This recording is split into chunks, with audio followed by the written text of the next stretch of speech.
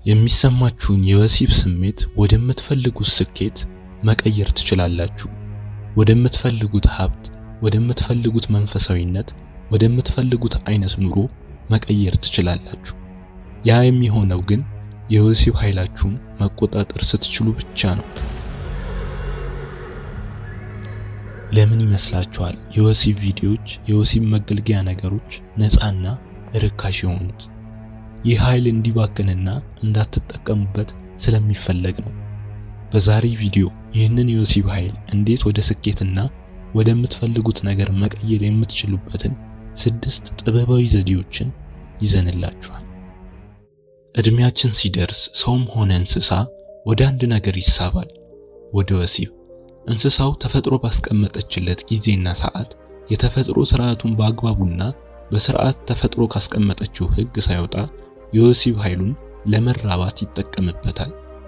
ግን ከዚህ በተለየ የሰው ልጅ ይህንን የተፈጥሮ ስርዓት የሚያውቅበትና የሚመራበት ህግ የለውም። ባገኘው ሰዓት ወሲብ ያምራል። በየቀኑ፣ በየሰዓቱ፣ በየደቂቃው ሐሳቡ እዛ ላይ ብቻ ሊሆን ይችላል። የሰው ልጅ የስሜት ደረጃና የሌሎች ፍጥረታት የወሲብ ፍላጎት ለምን ሊለያይ እንደቻለ ማጣራት ይኖርብናል። የሰው ልጅ ጤንነት፣ ደስታ፣ የፈለገውን የመስራት ኃይሉ የወሲብ ኃይል ውስጥ እንደተቀመጠ ስንቶቻችን እናውቃለን?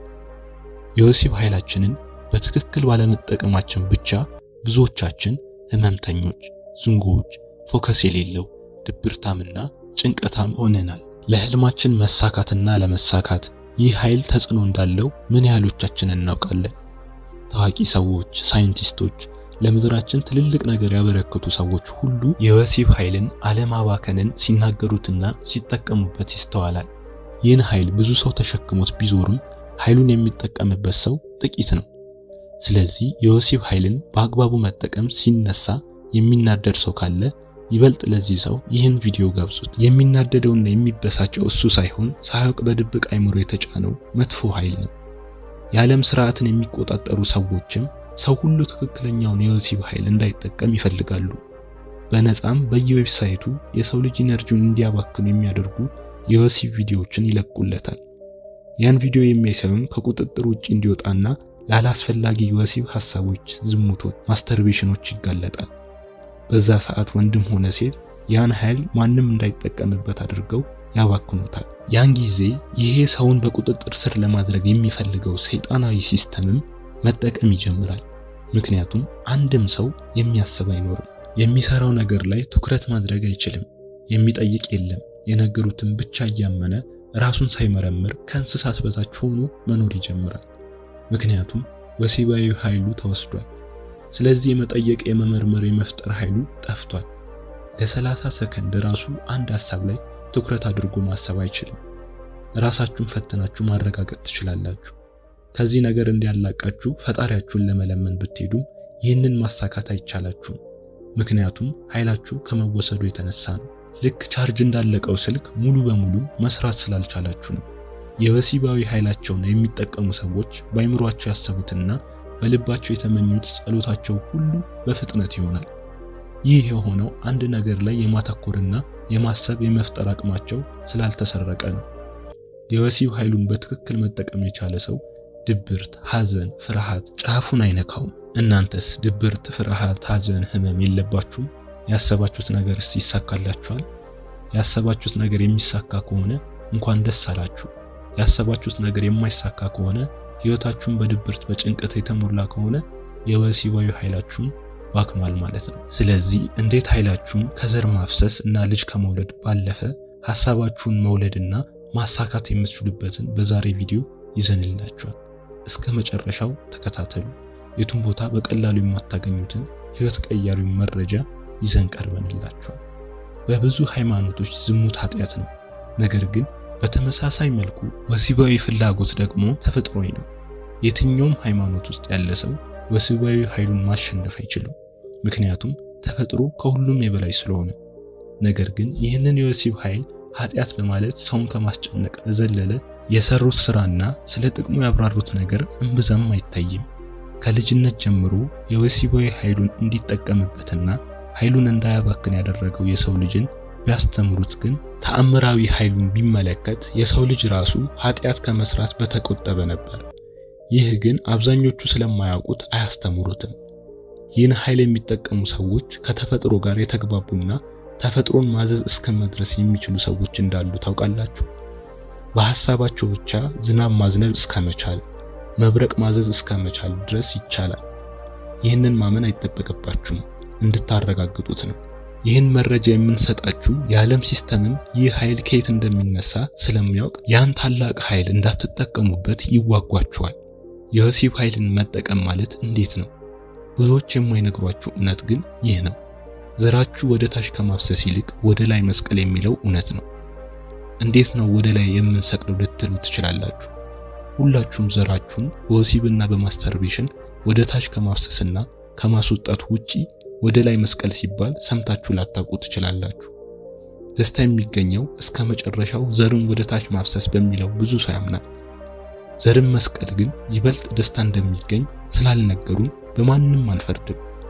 ወደ ላይ ወዴት እንስቀለው ካላችሁ ወደ አጥንታችን ነው ይሉታል ትልልቅ መንፈሳዊ።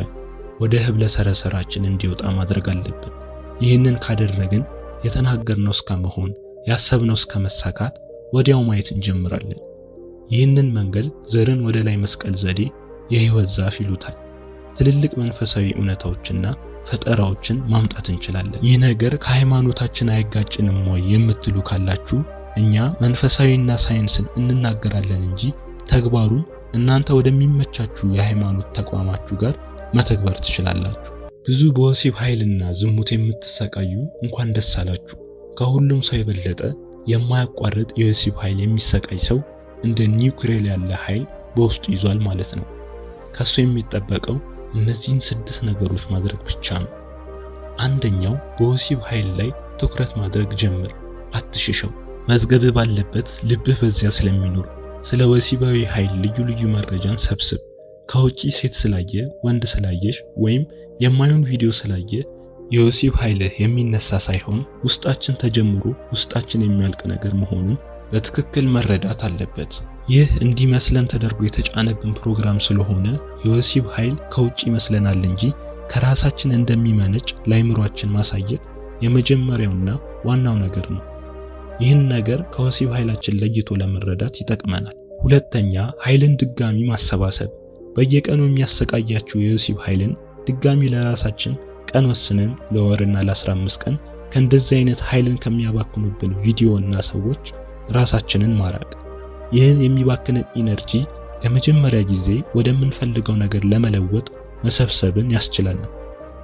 ሶስተኛው የሰበሰብነውን ኃይል ውስጣችን እንዲንቀሳቀስ ማድረግ፣ ፍቃድ ለሰውነታችን መፍቀድ። ብዙዎቻችን ለዚህ ነገር አዲስ ነን። እንዴት እናንቀሳቅሰው ካላችሁ የመጀመሪያው ሰውነታችሁን ዘና በማድረግ እስከ ውስጥ በመተንፈስ ነው።